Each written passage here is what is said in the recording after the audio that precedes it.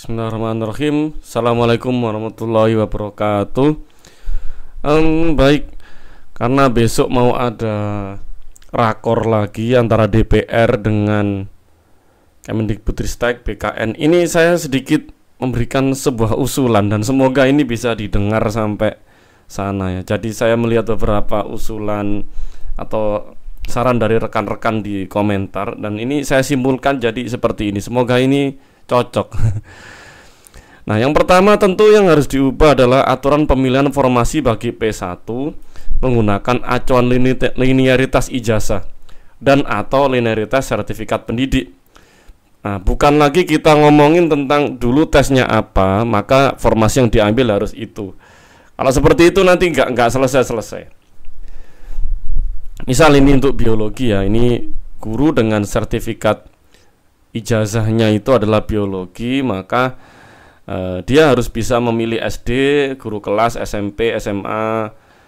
Ini prakarya dan kewirausahaan, bisa SMK biologi, bisa SMK IPA, SMK keperawatan hewan, SMK kesehatan dan reproduksi hewan. Jadi ini harus seperti itu. Kalau nggak seperti itu ini tidak akan selesai. Ya, jadi kalau yang SMA tetap di SMA, terus yang SMK tetap di SMK, apa nggak bisa pindah jenjang? Ini terjadi ketimpangan, ternyata banyak sekali SMA yang daerah yang provinsi itu kurang kuota, sedangkan yang kabupaten itu kekurangan, malah kuotanya berlebih. Ini harus bisa lintas jenjang.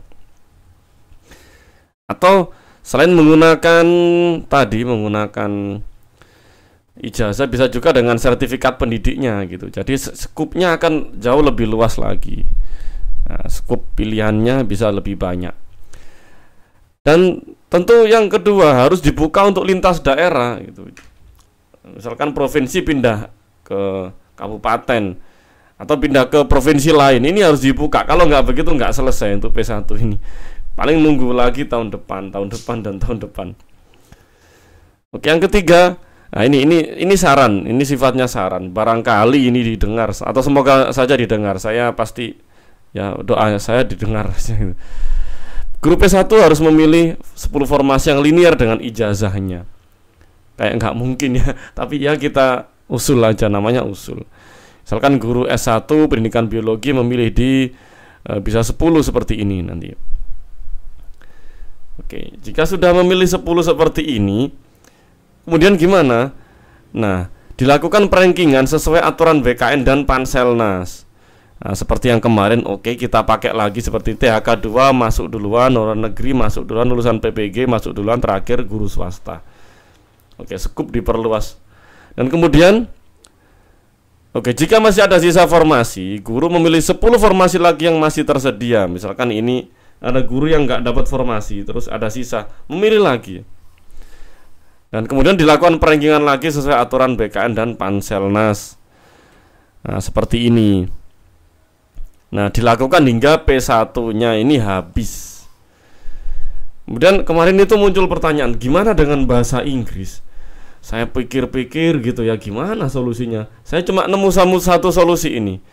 Barangkali nanti Bapak Ibu punya solusi lagi ya, monggo. Bagaimana dengan bahasa Inggris ya?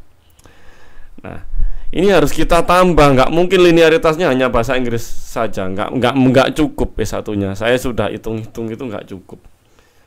Overload. Jadi untuk bahasa Inggris memang ijazah S1 bahasa Inggris ini terlalu overload, maka perlu ditambah dengan ini.